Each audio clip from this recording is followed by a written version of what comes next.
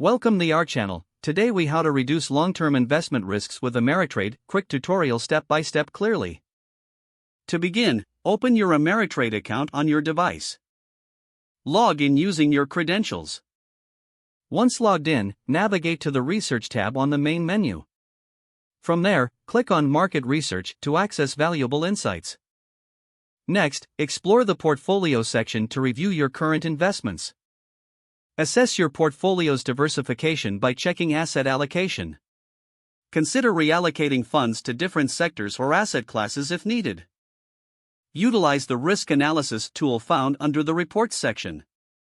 This will help you evaluate the risk level of your current investments. Next, set up alerts for significant market changes. This ensures you stay informed about your investments. Expand your knowledge by accessing educational resources within the platform.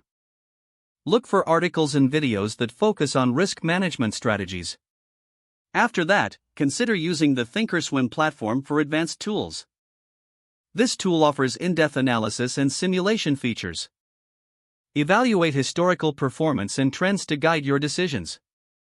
Regularly review your investment objectives to adjust your strategy as needed.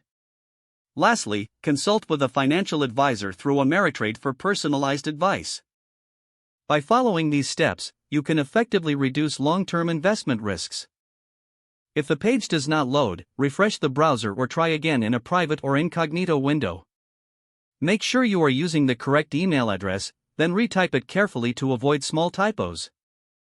If your password is not accepted, use the reset option and create a new strong password you can remember.